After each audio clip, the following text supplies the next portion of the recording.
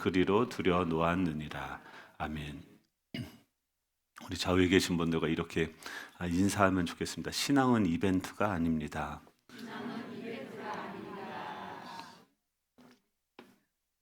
네. 저희가 지금 거의 한 3달 좀 넘게 느헤미야서를 이제 살펴보았는데요. 이게 계속 뭘 합니까? 성벽을 재건하는 거죠. 그러니까 방어막을 지금 세워가는 거죠. 왜 방어막이 필요합니까? 이 지금 왜 그토록 지금 왜 저는 이 본문을 선택을 해서 뭐 이게 처음에는 뭐 건축하지 않는 건가? 뭐 그것도 아니죠. 이게 무슨 뭐 목사님들이 이거 가지고 학계 서 가지고 무슨 뭐 건축 헌금을 독려 이런 게 아닙니다. 보면은 지금 여기서 얘기하는 게 뭐냐면 우리한테 방어막이 필요하다는 거예요. 존재론적인 방어막이 필요하다라고 하는 것이죠. 왜냐하면 지금 그 방어막이 없을 때 우리 마음속에도 계속 그런 거죠. 만약에 우리 애가 그 집에 일찍 안 들어오는 거예요. 만약에 실제로 그렇지 않습니다, 여러분. 그런지 안 그런지 비밀입니다. 근데 만약에 아이가 들어오는데 들어올 시간이 됐는데 안 들어와요. 제가 어렸을 때 많이 그랬던 것 같은데 연락도 두절이 됐어요. 전화를 안 받아. 그러면 그때 그런 상황이 발생을 했을 때 그런 여러분들의 마음 속에 어떤 일이 일어납니까? 수만 가지 이제 상상과 근데 그 상상이 아름다운 상상입니까? 끔찍한 상상입니까? 기쁨입니까? 두려움입니까? 끔찍함과 두려움 상상들이 우리 안에서 자연스럽게 올라오게 되는 거죠. 혹시 횡단보도 뭐 횡단보도를 건너다가 차에 치인 게 아닌가? 아니면 친구들하고 가서 무슨 나쁜 짓을 하는 것이 아닌가? 라는 생각이 들어와요. 그거는 내 생각입니까? 아니면은 그 생각은 맞습니까? 모르죠, 우리는. 그리고 그게 맞다 하더라도 그렇게 생각을 하는 대로 내버려 두면은 어떻게 됩니까? 계속 근데 그런 상황이에요. 그거는 팩트겠죠. 뭐 애가 내 말을 안 듣고 나가서 뭐 지금 신나게 놀면서 뭐 사고 치고 있을 수도 있어요. 근데 그런 상황들에 대한 우리는 뭘 경험하냐면 내가 내 자식을 완벽하게 지킬 수 없다는 완벽한 그 무력감을 경험하게 되고 그 무력감으로부터 지금 우리는 두려움이 우리 안에 오게 되어지는 거죠. 그러면서 뭐라고 합니까? 야, 내가 미쳤지. 그때 용돈을 주지 말았어야 되는데 하면서 뭐가 들어오냐면 자책이 오고 죄책감이 들고 그 전에 그러면 우리 남편이 맨날 어렸을 때 그렇게 살았다고 하는데 저놈의 자식한테부터 뭔가 흘러오는 거 아니야 하면서 그 서로를 또 책임을 전가하기도 하고 정죄하기도 하고 그러면서 또 이러다가는 우리 자녀의 미래는 이제 끝나고 망한 것이구나라는 그런 어떤 내 나름대로의 결론을 내리고선 그 다음부터 어떻게 합니까? 나는 완전히 깊은 수렁에 빠지게 되어지는 거죠. 그래서 지금 방어막이 필요하다는 거예요. 그러니까 가만히 있어도 우리는 계속해서 생각들이 사단이 주는 생각이든 환경이 주는 생각이든 내 안의 경험이나 과거의 어떤 상처가 주는 생각이든 계속해서 우리 안에 있는 이 성전을 차지하려고 득달같이 덤벼드는 그 전쟁터 한복판에 있다라고 하는 거죠. 근데 그런 생각들이 지금 오는데 혼자서 내가 집에서 그 생각을 벗어버리고 그냥 나는 괜찮아, 나는 잘 될 거야, 하하하 막 웃으면서 하하하하하 막 이러고 있으면 어떻게 합니까? 남편이 병원에 보내야 되나? 뭐 이런 생각을 하겠죠. 그런 식으로가 아니라 지금 이곳에 와서 지금 이스라엘 백성들이 계속 뭐 하고 있습니까? 지금 성전을 재건하라라고 학개서 때 얘기했고 에스라 때는 뭐 합니까? 하나님의 말씀을 부어주는 거죠. 계속해서 이야기하는 게 뭐냐면 그 상황만 있는 게 아니라 그 상황을 다스리고 계시는 하나님이 지금 우리와 함께하고 계시다는 것을 인식해야 된다는 거예요. 그러니까 성전이 반드시 세워져 있다는 것은 하나님이 지금 우리와 함께하고 있고 우리는 맞아요. 우리 자녀들을 통제할 수 있는 능력이 없는 그런 무력한 존재라는 것을 이 어린 양을 아에게 안수를 하면서 십자가를 경험하면서 우리의 연약함을 인정하고 또 내 안에 자연스럽게 드는 그 생각들조차도 진리가 아니다라는 것을 우리가 인정하면서 내 생각을 부인하고 지금 나와 함께하고 계시는 지금 이 8장에서 9장에서 구속사를 통해서 하나님께서 우리를 얼마나 사랑하셨고 어떻게 우리를 위해서 일하셨고 그 하나님이 지금도 우리 삶 가운데서 일하고 계시는데 지금 그 하나님이 지금 내 인생을 인도하고 계시는데 그것이 하나도 보여지지 않는 거죠. 왜냐하면 총알을 맞고 화살이 달려오니까 거기에 맞고서 그 생각이 전부인 것처럼 완전히 내 마음에 있는 평안을 다 뺏어가게 되어지는 거죠. 이 프랑스 철학자 파스칼이 뭐라고 얘기하냐면 우리 사람의 마음속에는 하나님만이 채울 수 있는 빈 공간이 있다라고 이야기하는데 지금 이 하나님이 거하셔야 되는 그 큰 공간, 그러니까 하나님이 계셔야 되니까 얼마나 그 공간이 빈 공간이 크겠습니까? 근데 그것을 하나님이 거기에 채워져 있지 않으면, 하나님이 거기 살아계시지 않으면 우리는 그것을 채우려고 수많은 다양한 것들, 긍정적이든 부정적이든 그런 것들로 내 속을 다 채울 수밖에 없고 그 채운 것으로부터 어떤 내 안에서 영향력을 미치게 되어진다라고 하는 거죠. 성벽이 무너진 인간은요, 계속해서 내 안에 있는 이 결핍, 이 상처를 저항 없이 그 세상의 것들로 다 받아들이면서 채우는데 어떻습니까? 더 목마르고 더 좌절하고 더 결핍이 있게 되어지는 거죠. 그래서 저희 계속 강조하면서 어떻습니까? 지금 성벽을 재건하는데 어떻게 합니까? 혼자 하는 게 아니라 모두가 다 나서서 자기 집 앞에 있는 것서부터 하나씩 재건하면서 갑니다. 그리고 나서 그 다음에 뭐 했습니까? 성벽을 다 완성하고 성문을 딱 달고 나서 그 다음에는 하나님의 말씀을 그 안에 채워야 돼요.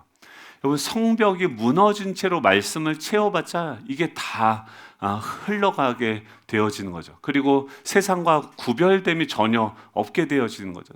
이 성벽을 재건했다고 하는 것은 세상과 우리를 구별하고 거룩의 울타리를 우리 가운데 채워갔다는 것인데 그 거룩의 힘을 능력으로 살아갈 수 있는 그 말씀을 우리 가운데 채우는 거죠. 그래서 8장 9장에서는 하나님이 모세를 통해서 어떻게 이스라엘 백성들을 구원했고 광야에서 어떻게 그들을 돌봤으며 또 그 자신의 그 자손들을 통해서 하나님께서 그 백성들을 얼마나 사랑하고 그들을 위해서 신실하게 그 언약을 이루기 위해서 역사해 왔는지를 알려줍니다. 그들이 보니까 와, 하나님이 하지 말라고 하는 짓은 다 하고 있고 지금 뭐가 거룩한 것이고 뭐가 세상적인 것이고 더러운 것인지 구별하지도 못하면서 내가 아무것도 분별하지 못한 채로 이 모든 것들을 다 수용하고 먹고 누리고 있었구나. 하나님이 이렇게 하면 반드시 죽는다고 하는 것도 내가 전혀 두려워하지 않고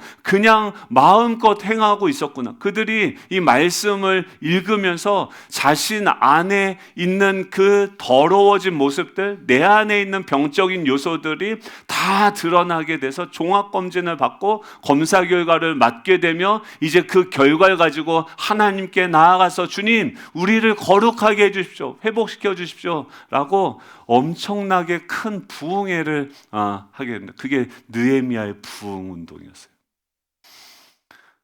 근데 그거를 저희가 설교 안 하고 그냥 넘어갔습니다. 넘어왔는데 지금 13장에 보면은 그러고 나서 이제 시간이 지났어요.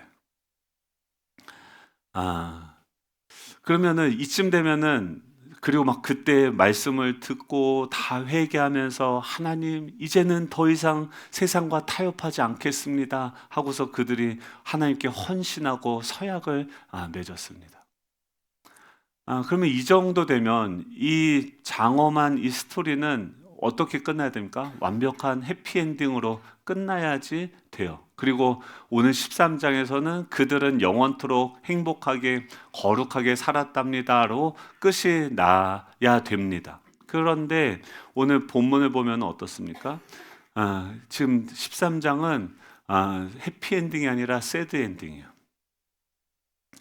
느헤미야가 이제 성벽을 다 재건하고 본인의 임무를 다 마치고 다시 이 페르시아의 왕인 아닥사스다 왕에게 돌아갔습니다. 그리고 나서 아닥사스다 왕 32년에 지금 성벽을 건축하고 다 한 지 12년 만에, 그러니까 지금 다 완공을 했으니까 다시 그 아닥사스다 왕에게 돌아갔는데 거기 가서 12년 만에 지금 다시 예루살렘으로 돌아온 거죠. 여러분, 성벽도 다 이제 재건이 됐고요. 그 안에 성전도 세워졌고 그 안에서 모든 것이 이제 잘 돌아갈 줄 알았는데 12년 만에 다시 돌아오니까 어떻게 되어졌습니까? 그들은 언약은 다 언약서 약속했던 건 다 갈기갈기 찢어버리고 완전히 예전의 모습으로 돌아간 것을 보게 되어지는 거죠. 어떨까요? 그래서 오늘 제목이 뭐냐면 신앙생활은 한 번의 이벤트로 완성되지 않는다는 거예요. 한 번의 수련회로 완성되어지지 않는다라고 하는 것입니다. 이게 물리학에서도 영적인 그 엔트로피 법칙이 있지 않습니까? 연력학 제2법칙. 저 물리 좋아하지 않는데 아무튼 그렇게 얘기하더라고요. 외부에서, 그러니까 이게 뭐냐면 모든 거 외부에서 계속해서 에너지를 공급해주지 않으면 세상의 모든 질서는 가만히 두면 무질서해지고 부패하는 방향으로 흘러간다는 거죠. 뜨거운 물을 가만히 두면 어떻게 됩니까? 더 팔팔 끓죠. 그쵸? 식죠. 아름다운 건물을 아름답게 져놓고 가만히 두면 어떻게 됩니까? 폐허가 되어지죠.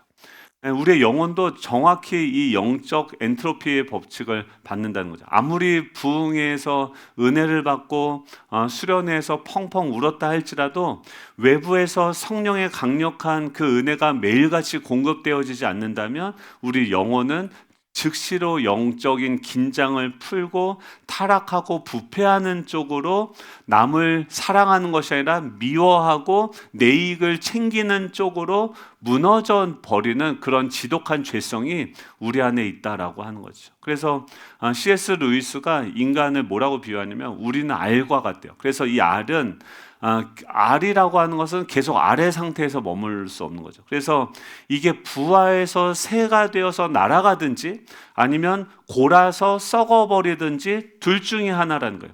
그냥 적당히 좋은 알로 남아있는 신앙은 없다라고 하는 것이죠. 그러니까 지금 이 성벽을 지어놓고 끝났다 이제 쉬자, 이들이 13년 동안 어떤 일이 있었는지 모르겠는데 그들은요 신앙이 썩기 시작했고 지금 느헤미야가 와서 다시 개혁의 대상으로 변해졌다라고 하는 것이죠. 네 가지 영역에서의 그런 부패가 일어나게 되어졌는데 첫 번째는 4절 5절입니다. 4절 5절에 보면 같이 한번 읽어볼까요? 시작. 이전에 우리 하나님의 전에 방을 맡은 제사장 엘리야십이 도비아와 연락이 있었으므로 도비아를 위하여 한 큰 방을 만들었으니 그 방은 원래 소재물과 유향과 그릇과 또 레위 사람들과 노래하는 자들과 문지기들에게 11조로 주는 곡물과 새 포도주와 기름과 또 제사장들에게 주는 거제물을 두는 곳이라. 아멘. 지금 첫 번째는 뭐냐면 딱 왔는데 느헤미야가 완전히 질색팔색을 할 만한 일이 생긴 거예요. 뭐냐면 지금 성전 안에 지금 도비아가 와서 방을 한 칸을 제사장이 도비아에게 방을 한 칸 줘서 그게 뭐 밖에 있는 것도 아니고 성전 안에 지금 전에 거기가 무엇입니까? 큰 방을 줬는데 그 방은 예전에 제물과 11조 또 이런 것들을 두던 그 창고를 지금 개조해 가지고 지금 도비아에게 방을 줬다는. 도비아가 누굽니까? 지금 그 성벽 건축할 때 느헤미야를 죽이려고 했던 그 암몬 사람. 지금 그 사람이 계속 전에 공격하는 걸 그렇게 같이 막고 싸웠는데 지금 그 사람이 와서 안방을 차지하고 있는 거예요. 만약에 왜 지금 이 대제사장이 이런 타협을 했을까요? 도비아가 도움이 되는 거예요. 이 우리가 뭐 도비아니까 그냥 동네 건달인 것처럼 생각이 드는데, 느헤미야서에 보면은 그 사람은 페르시아 제국 산하에 있는 암몬 지방의 총독이요. 그러니까 정치적으로도 엄청난 영향력을 가지고 있었고 엄청난 부자였습니다. 그리고 느헤미야서 6장에 보면 그 유다의 최고 귀족 가문들과 겹사돈을 맺고 있어요. 그러니까 지금 유다에 있는 그 귀족들과도 친인척 관계로 해가지고 그들도 그 전에 어떻게 합니까? 도비아를 지금 그 유대 귀족들이 막 칭찬을 하면서 또 그 유대인들 안에 있는 내부 정보들을 빼돌리는 그런 관계였었죠. 근데 한번 생각을 해보세요. 엘리야십이 제사장이 이제 계산을 해보는 거죠. 지금 이제 성벽을 다 재건했고 지금 모든 걸 다 회복을 했어요. 근데 그들이 뭐가 있습니까? 앞으로 이제 살아가야 되는데 살아갈 것에 대한 대비가 되어져 있습니까? 아무것도 없죠. 가난한, 지금 여전히 척박하고 지금 성벽은 재건했지만 성전은 회복이 됐지만 여전히 그들은 경제적으로 척박하고 가난합니다. 근데 만약에 그 가난한 예루살렘에서 살아남아야 되는데, 만약에 저 막강한 권력과 돈을 가진 그 도비아가 와서 도와준다면, 막 이런 분이 와가지고 우리 교회 등록을 하는 거예요. 지금 빚도 막 생겼는데 와가지고 막 11조를 막 한 달에 막 1,000만 원씩 해. 좋겠죠. 별로 감동이 없으시네요. 개척교회에 만약에 막 엄청난 부자가 와가지고 그러면 어떻게 합니까? 목사님들 어떻게 합니까? 어서 옵쇼예요? 아니면 저리 갑쇼예요? 어서 옵쇼예요? 지금 제사장이 그랬다는 거예요. 그러니까 단순히, 근데 성경에 명확하게 나와 있는 게 뭐냐면 암몬 자손과 하나님이 대대토록 우리 적이 될 것이다. 그들을 이스라엘 회에 들여보내지 말라라고 했는데, 그의 현실적인 판단과 그 필요가 하나님께서 금하신 그 외부 사람들을 데리고 와서 지금 가장 쓸모 있는 동아줄로 그를 생각하면서 지금 그들을 교회 안으로 데리고 들어오는 것이죠. 이게 무엇입니까? 타락한 교회가 선택하는 실용주의라고 하는 영적인 간음 현상인 것이죠. 그래서 느헤미야가 와서 보자마자 이게 얼마나 열받겠습니까? 8절에 보면 너무 화가 나서 그 방에 있는 도비아의 모든 살림살이를 다 밖으로 던져버렸다. 그리고 9절에 보면 명령해서 그 방을 다시 정결하게 하고 하나님의 전의 그릇과 소재물과 유향을 다시 그리로 들여놓았느니라 라고 이야기합니다. 지금 느헤미야는 점잖게 회의를 소집하고 이런 게 아니라 너무 분노해서 도비아의 침대, 가구, 옷가지들 이걸 다 모조리 성전 밖으로 패대기 쳐버린 거예요. 그렇죠. 여러분, 우리는 어떻습니까? 우리가 하나님을 믿는다, 하나님만을 의지한다 하고 이야기하지만 정말 그렇습니까? 우리 몸이 거룩한 하나님의 성전이라고 이야기하지만 정말 내 마음속에 가장 크고 은밀한 방에는 주님이 있는 방이 있고 그 옆에 방이 있잖아요. 그 옆에 방에는 누구를 계속 초청하십니까? 넷플릭스님 아니십니까? 유튜브님 아니십니까? 뭐 하나님을 난 즐거워한다. 여기서는 여호와께, 오늘도 아마 우리 그렇게 찬양할 거예요. 여호와께 돌아가자 하고선 넷플릭스로 돌아가죠. 나의 유일한 소망은 무엇입니까? 제가 어떤 요새 이제 당근에 요새 커뮤니티가 많이 생기더라고요. 그래서 요새 사람들이 어떤 고민들을 이렇게 얘기하는지 이렇게 막 이렇게 글을 올리는 게 활성화가 돼서, 그래서 거기를 제가 이제 가입을 해보려고, 좀 요즘 사람들은 무슨 고민을 얘기하나 보려고 들어가려고 했더니 가입하기라는데 거기 뭐라고 써 있냐면 당신 스스로에게 주는 소소한 기쁨이 뭐냐. 그래서 제가 거기다 뭐라고 썼냐면 밥 먹고 눕기. 그래서 살이 찌는 것 같은데, 아무튼 그런 거죠. 그러니까 우리 안에 하나님이 성전이라며. 근데 밥 먹고 그 성전을 누우면 됩니까? 안 됩니까? 성전이 배가 나오면 됩니까? 안 됩니까? 되죠? 않죠? 그러니까 이게 우리가 말로는 저도 하나님을 기뻐하고 하나님을 예배한다고 하지만 하나님에게 나아가서 하나님으로 충만해지는 것보다는 도비아가 내 안에 들어와서 내가 실질적으로 도움이 되고 유익하고 기쁨이 되고 즐거움이 되는 것들로 내 안을 채우지 하나님으로 그렇게 채우지는 않는다는 사실을 설교를 준비하면서 깨달았습니다. 여러분, 죄는요 결코 괴물의 얼굴로 찾아오지 않습니다. 마치 내 가장 가려운 곳을 긁어주는 가장 달콤하고 유용한 해결책인 것처럼 우리에게 찾아와서 노크하고 우리 안방을 차지하게 되어지는 거죠. 지금 도비아는요 11조와 예물이 있어야 될 그 하나님의 곳간을 텅 비우고 그곳을 차지하게 되어집니다. 두 번째는 무엇이냐면 두 번째 어려움들은 10절이죠. 우리 10절 같이 한번 읽어볼까요? 시작. 내가 또 알아본즉 레위 사람들이 받을 몫을 주지 아니하였으므로 그 직무를 행하는 레위 사람들과 노래하는 자들이 각각 자기 밭으로 도망하였기로.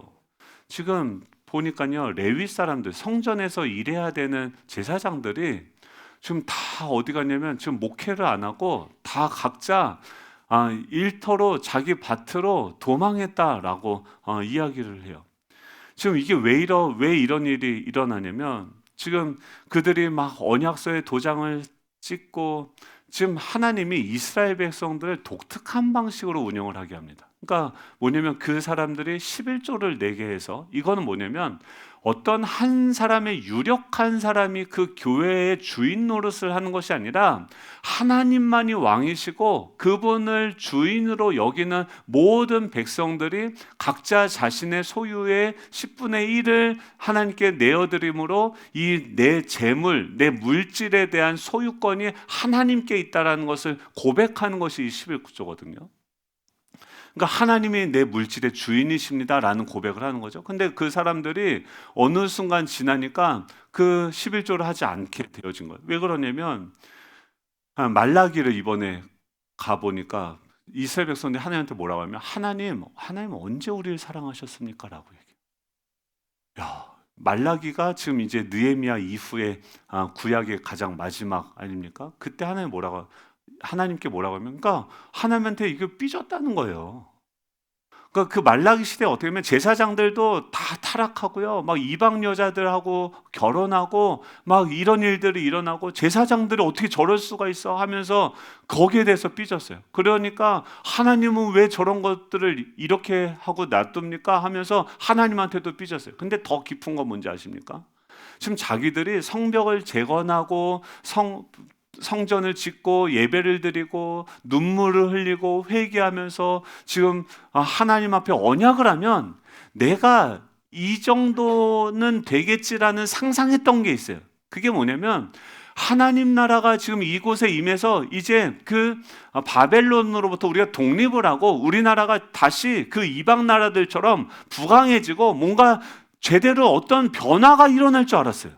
그런데 지금 그렇게 해서 죽을 똥 살 똥 지금 성벽 다 재건하고 부흥해가지고 눈물 콧물 다 하면서 하나님한테 헌신하겠습니다 하고 다 했는데 그러고 나서 보니까 변한 게 없는 거예요. 여전히 현실에서 또 농사를 짓고 뭐 해야 되고 뭐 해야 되는데 하나님이 우리를 안 도와주는 것 같은 거예요.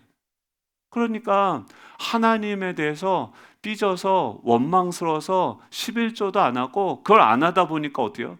이 성전이 운영이 안 되고 제사장들과 그 사역자들은 지금 안 주니까 다 밭으로 흩어지는 일들이 일어나게 되어지는 거죠.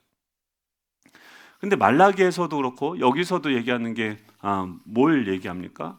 지금 그게 단순히 11조를 한다. 안 한다. 뭐 이거 가지고 또 뭐 논란이 많죠. 요새 유튜브 보면 막 이런 것들 많은데 결국 이거는 뭐냐면 하나님이 내 소유권의 주인이다라는 신앙 고백인 거죠. 만약에 율법이라고 한다면 그러니까 율법이 완성되었다고 하면 예수님은 뭘 요구하셨냐면 제자들한테 모든 것을 버리고 날 따르라고 했어요. 부자 청년한테 보면 모든 것을 팔아서 가난한 자들에게 주고 나를 따르라고 했어요.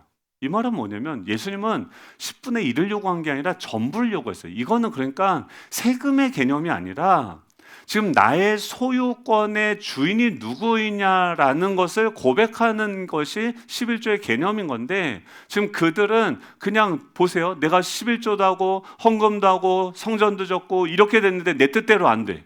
그러니까 어떻게 합니까? 하나님 아웃.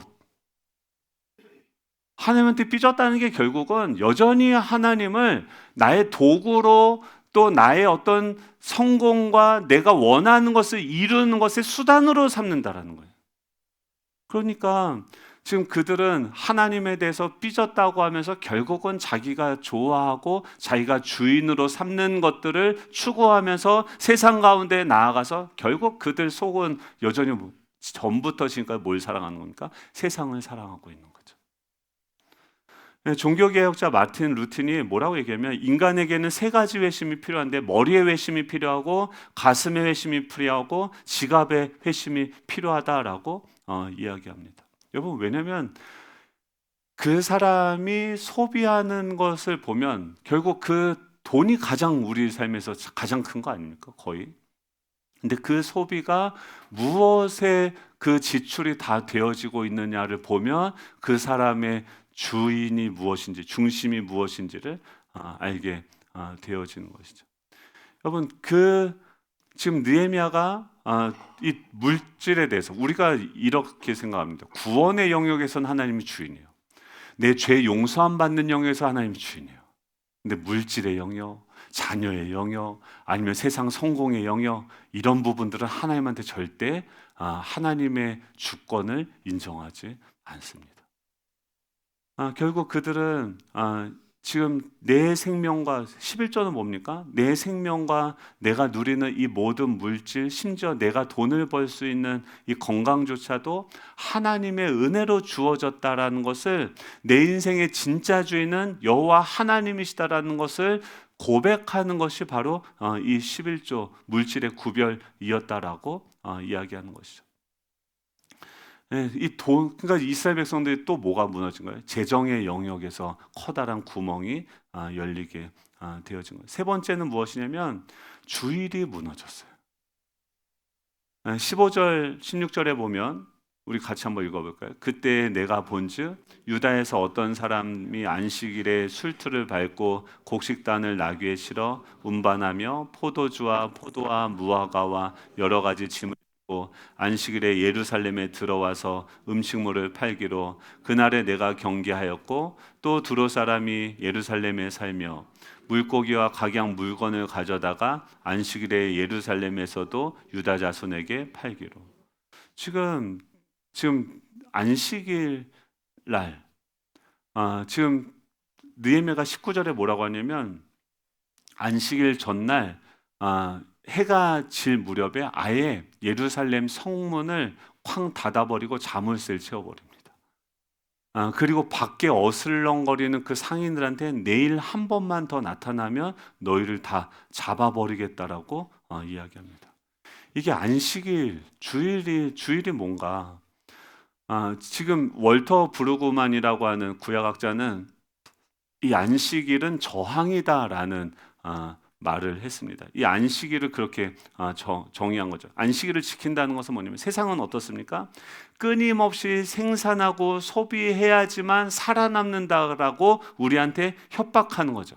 그게 세상 제국의 불안 시스템인 거죠. 계속해서 주일에도 너 최선을 다해서 열심히 노력하고 수고하고 애쓰고 하지 않으면 지금 너가 그렇게 가만히 있을 때가 아니라 계속해서 우리에게 종이 될 것을 요구하는 거예요. 계속해서 일을 하고 쉬지 않고 그렇게 해야지 너는 살아남을 수 있다라고 이 세상 제국의 불안 시스템은 우리에게 계속 말을 거는 거죠. 지금 마귀가 우리를 무너뜨리는 가장 강력한 무기가 무엇인지 아십니까? 생존에 대한 두려움인 거죠. 여러분, 그래서 주일날 가서 예배를 드리고 봉사하고 밥 먹고, 남들은 주말에 학원 가서 스펙 쌓고 캠핑 가서 쉬고 인맥도 쌓고 투잡을 뛰면서 돈을 버는데 너는 그렇게 고지식하게 예수 믿다가 당장 굶어 죽어 라고 이야기하는 거죠. 이 두려움 앞에 많은 사람들이 굴복해서 주일에 성문을 열고 하나님을 예배할 시간에 세상의 장사꾼들을 내 영혼 가운데 끌어들이게 되어지는 거죠. 이 안식일을 지킨다는 것, 주일을 지킨다는 것은 무엇입니까? 사단아, 너 주둥아리 좀 닥쳐라. 내가 일주일에 하루를 온전히 쉬며 하나님만을 기뻐하고 하나님만을 예배해도 내 인생을 망하게 하거나 흥하게 하는 분은 세상의 이 경쟁 시스템이 아니라 오직 만군의 여호와 하나님 한 분밖에 없다라는 것을 고백하고 그분을 예배하는 것이 우리가 주일을 지키는 거죠. 이 위대한 선포가 주일 성수하는 거죠. 생존의 그 두려움을 십자가에 못 박고 영원한 안식을 주시는 분은 하나님이시다라는 것을 고백하며 그 하나님을 높이는 이 자유함, 이 영광을 그 누구도 빼앗을 수 없다라는 것, 사망도 그 어떤 것들도 하나님에게서 나를 끊을 수 없다는 것을 고백하는 것이 이 주일을 지키는 것이죠. 마지막으로 네 번째 문제는 뭐였냐면 이방 여인들과의 통혼, 즉 정체성의 붕괴였습니다. 23절 24절에 보면 지금 내가 본즉 유다 사람이 아스돗과 암몬과 모압 여인을 맞아서 아내로 삼았는데 그들의 자녀가 아스돗 방언을 절반쯤은 하여도 유다 방언은 못했다라고 얘기해요. 아니 이방인들과 섞여서 살면서 영적인 간음을 저질렀던 결과가 무엇입니까? 내 자녀들이 유다의 방언을 한마디도 못하는 거예요. 영적으로 성경도 읽지도 못하고 기도도 못하고 하나님의 음성도 듣지도 못하는 완벽한 영적인 벙어리가 되어져 버리는 거죠. 유다 방언을 못한다는 것은 단순히 외국어를 한다는 그런 의미가 아니라 모세 율법책을 읽어줘도 알아듣지 못하고 하나님을 찬양할 수 있는 그 언어를 상실함으로써 언약의 백성의 대가 끊어져 버리는 놀라운 정말 안타까운 일들이 지금 그들 가운데 일어났다고 하는 거죠. 지금 느헤미야가 어떻게 하냐면 25절에 보면 백성들을 책망하고 저주하면서 길거리에서 그들 두드려 패고 그들의 머리털을 쥐어 뜯으면서 통곡을 합니다. 이 미친 자들아, 너희가 당장의 눈앞의 욕심과 권력을 위해 너희 자식들의 영혼을 사단의 주둥아리에 쳐넣었구나.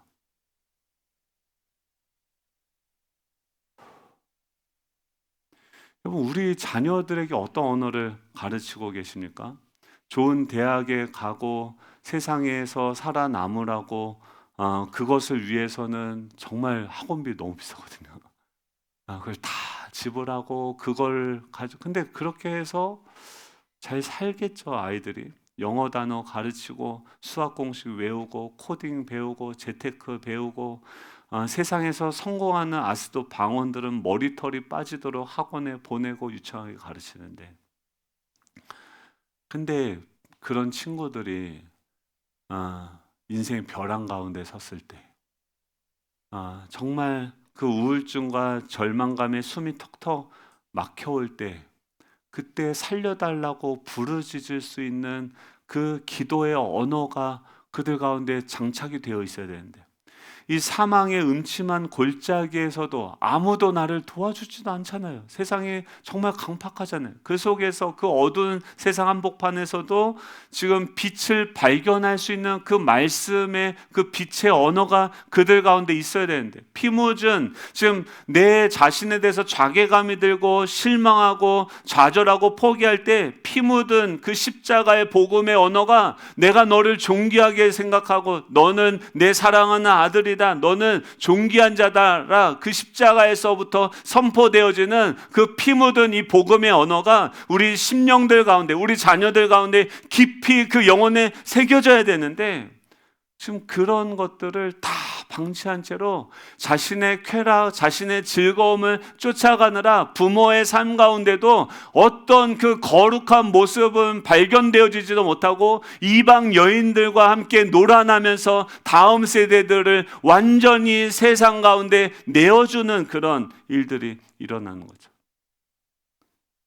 와, 이게요, 지금 저희가 52주간 그 엄청난, 지금 10주간 계속 성벽을 재건하고 영적 싸움을 하고 기도하고 했는데 지금 그 결론이 또 이렇게 되어지는 거예요.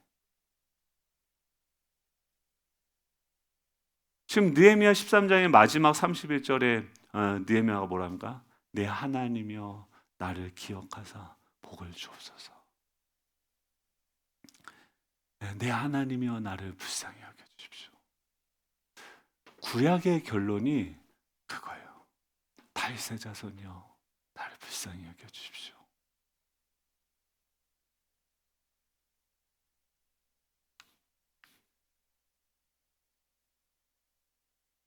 여러분, 이게 우리한테 말하는 게 뭐냐면 우리는 우리의 신앙생활을 우리의 힘으로 할 수 없다는 거예요.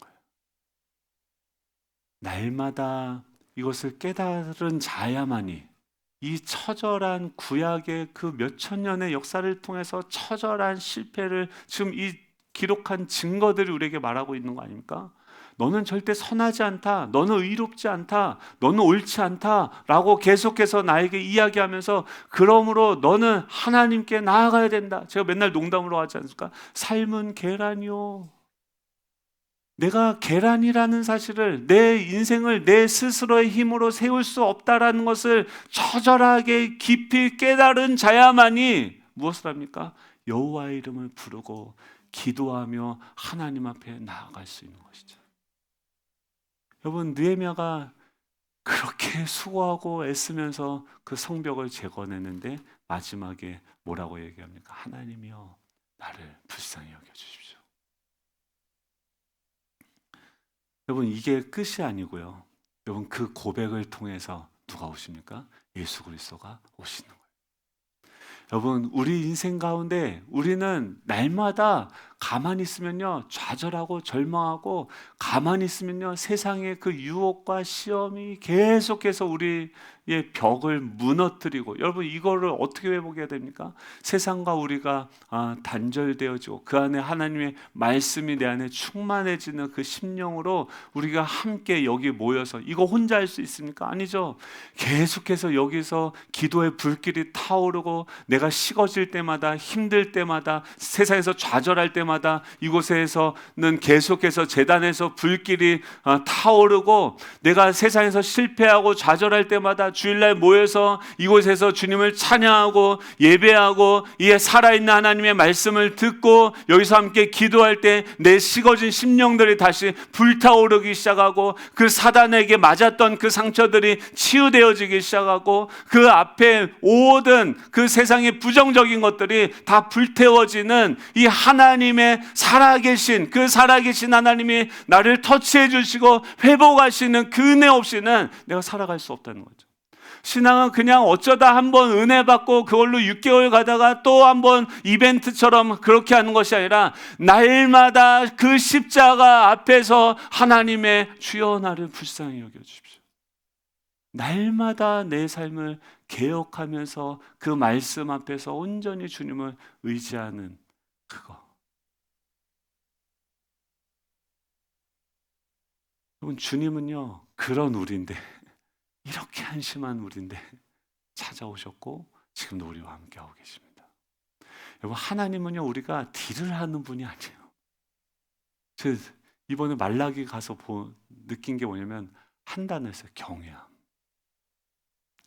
하나님을 경외하는가, 결국 하나님을 두려워하지 않게 되어진 것입니다. 그리고 뭘 더 두려워요? 돈이 없는 걸 더 두려워하고, 재밌는 거 없는 게 더 두렵고, 내가 편안하지 못한 게 더 두려운 거예요.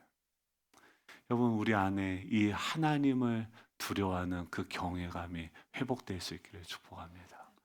우리 하나님은 어떤 분이십니까? 사랑하는 400년 동안 침묵하세요. 그래, 한번 너네 그냥 살아봐. 그럼 제일 하나님 무서운 심판이 뭔지 아십니까? 내버려 두는 거예요. 유기예요. 그래 너 잘났다. 그래 너 한번 그냥 너 마음대로 살아봐라. 400년 동안 여기저기 짓밟히고, 주님 오셔서 우리를 불쌍히 여겨주십시오. 여러분 거꾸로 하면 돼요. 날마다 주님의 은혜 없이는 살아갈 수 없습니다. 날마다 주님 나를 불쌍히 여겨주십시오. 하나님 오늘 만남 가운데, 오늘 모든 순간 가운데 하나님이 나의 왕이 되어 주십시오. 여러분 그 고백을 통해서 주님은 오셔서 우리를 일으키시고 우리를 빚어가시고, 성공이 아니라 행복이 아니라 우리를 거룩하게 주님의 상속자로, 주님의 자녀로 우리를 빚어가시는 주님이신 줄로 믿습니다. 우리 다 같이 일어나셔서 우리 찬양하기 원합니다. 우리 여호와께 돌아가자. 우리 찬양하겠습니다.